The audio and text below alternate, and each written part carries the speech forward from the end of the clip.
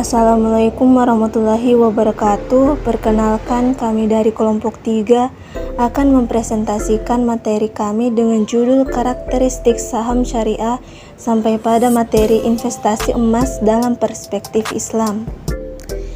Adapun video ini kami buat guna untuk memenuhi tugas dalam mata kuliah Sistem Investasi Syariah oleh dosen pengampu Ibu Rahmawati Arifai SEMM. Masuk pada materi pertama, yaitu karakteristik saham syariah. Menurut Otoritas Jasa Keuangan, karakteristik sebuah saham yang dikategorikan sebagai investasi saham syariah apabila saham tersebut diterbitkan oleh BEI, yakni yang pertama yaitu emiten dan perusahaan publik yang secara jelas menyatakan dalam anggaran dasarnya bahwa kegiatan usaha emiten dan perusahaan publik tidak bertentangan dengan prinsip syariah. Yang kedua yaitu dapat memenuhi kriteria dengan kegiatan usahanya tidak bertentangan dengan prinsip syariah sesuai dengan peraturan 9A13. Selanjutnya juga memproduksi, mendistribusikan, memperdagangkan dengan yang telah ditetapkan oleh DSN MUI. Yang ketiga adalah rasio total utang berbasis bunga dibandingkan total ekuitas tidak lebih dari 82%. Dan yang terakhir, rasio total pendapatan bunga dan total pendapatan tidak halal lainnya dibandingkan dengan total pendapatan lainnya tidak lebih dari 10%. Perbedaan sukuk dan obligasi. Sukuk bisa diartikan sebagai surat berharga yang menjadi bukti kepemilikan dari suatu aset. Sedangkan obligasi biasa diartikan sebagai surat utang jangka panjang dengan nilai nominal.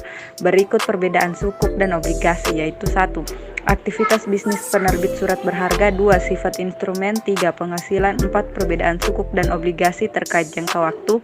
5. Penggunaan data. 6. Perdagangan di pasar sekunder. 7. Biaya administratif. 8. Pungutan OJK. 9. Perbedaan sukuk dan obligasi terkait dokumentasinya.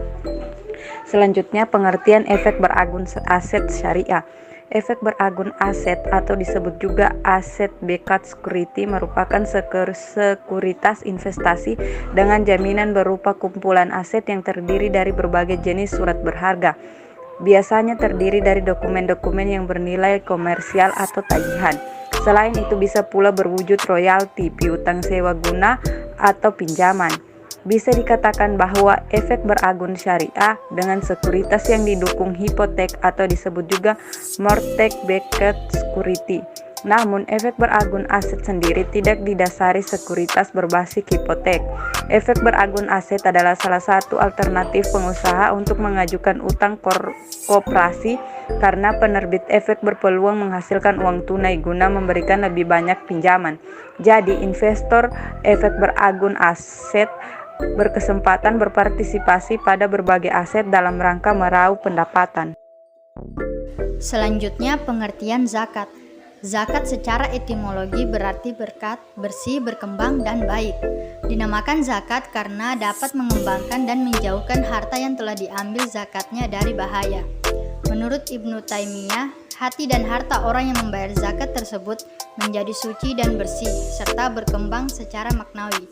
Sedangkan zakat menurut terminologi atau istilahi berarti sejumlah harta tertentu yang diwajibkan oleh Allah Subhanahu wa taala untuk diberikan kepada para mustahik yang disebutkan dalam Al-Qur'an, atau bisa juga berarti sejumlah tertentu dari harta tertentu yang diberikan untuk orang tertentu.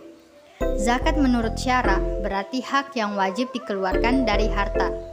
Mazhab Maliki mendefinisikannya dengan mengeluarkan sebagian yang khusus dari harta yang khusus pula yang telah mencapai nisab atau batas kuantitas yang mewajibkan zakat kepada orang-orang yang berhak menerimanya, dengan catatan kepemilikan itu penuh dan mencapai haul atau setahun, bukan barang tambang dan bukan pertanian. Baik, selanjutnya perbedaan infak dan sedekah. Infak memiliki arti mengeluarkan harta, baik mengeluarkan dalam kebaikan atau dalam keburukan.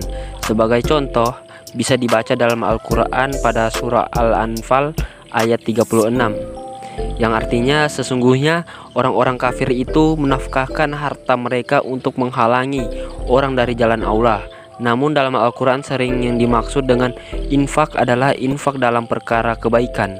Jadi infak lebih umumnya pengertiannya dari zakat, sehingga kadang-kadang zakat juga disebut infak seperti dalam surat Al-Baqarah ayat 267 yang artinya, hai orang-orang yang beriman, nafkahkanlah di jalan Allah sebagian dari hasil usahamu yang baik-baik dan sebagian dari apa yang kami keluarkan dari bumi untuk kamu. Infak ini hukumnya terkadang wajib atau haram, sunnah sesuai dengan perbuatan dan tujuannya. Adapun sedekah atau sering ditulis dengan sedekah dalam Al-Quran adalah harta yang dikeluarkan dalam jalan kebaikan yang diperintahkan oleh Allah, sehingga zakat pun bisa disebut sedekah. Contohnya dalam surah At-Taubah ayat 60 yang artinya sesungguhnya zakat-zakat itu hanyalah untuk orang yang miskin. Kalau demikian sedekah hukumnya meliputi dua, wajib atau sunnah, tergantung dengan keadaan dan tujuan. Dengan demikian dapat dipahami bahwa sedekah atau yang sering ditulis sedekah lebih umumnya daripada zakat dan lebih khusus daripada infak, dilihat dari segi kategori yang masuk padanya dan dari segi hukum. Pengertian wakaf dan nazir. Secara bahasa, wakaf bermakna berhenti atau berdiri, dan secara istilah syara, definisi wakaf menurut Muhammad bin Ismail dalam Subulus Salamnya adalah menahan harta yang mungkin diambil manfaatnya tanpa menghabiskan atau merusakkan bendanya dan digunakan untuk kebaikan. Jadi benda wakaf bersifat tidak dapat dimiliki secara pribadi atau per orang. Benda wakaf merupakan milik Allah Subhanahu wa Ta'ala yang dihibahkan sebagai milik umum dengan tujuan yang spesifik. Jadi dengan definisi ini kita kenallah wakaf yang bersifat terus-menerus atau abadi. Sedangkan kata nazhir berasal dari istilah bahasa Arab, yaitu dari kata nazhara, yang mempunyai arti menjaga, memelihara, mengelola, dan mengawasi. Adapun nazhir adalah isim fa'il dari kata nazhara yang kemudian dapat diartikan dalam bahasa Indonesia dengan pengawas atau penjaga. Sedangkan nazir wakaf atau biasa disebut nazir adalah orang yang diberi tugas untuk mengelola wakaf. Dengan demikian nazir berarti orang yang berhak untuk bertindak atas harta wakaf, baik untuk mengurusnya, memeliharanya, mengembangkan dan mendistribusikan hasil wakaf kepada orang yang berhak menerimanya, ataupun mengerjakan segala sesuatu yang memungkinkan harta itu tumbuh dengan baik dan kekal. Investasi emas dalam perspektif Islam. Dalam perspektif Islam, kegiatan investasi sangat didorong dan dianjurkan dalam rangka mengembangkan harta. Sebaliknya, Islam melarang mendiamkan harta termasuk modal sehingga tidak produktif. Islam melarang menimbun harta kekayaan karena tindakan seperti itu hanya menyia-nyiakan karunia Allah Subhanahu wa Ta'ala dari fungsi yang sebenarnya dan secara ekonomi membahayakan karena menghambat pertumbuhan modal.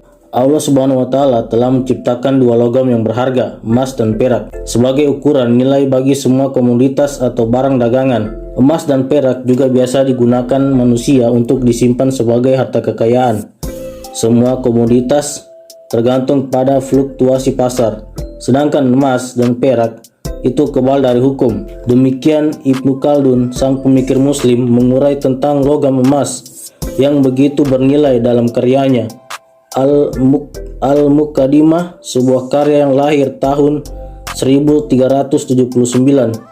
Apa yang dikatakan oleh Ibnu Khaldun benar-benar terjadi. Di zaman kini, emas dianggap para ekonom dan pakar keuangan sebagai investasi paling aman. Sekian dari kelompok kami. Wassalamualaikum warahmatullahi wabarakatuh.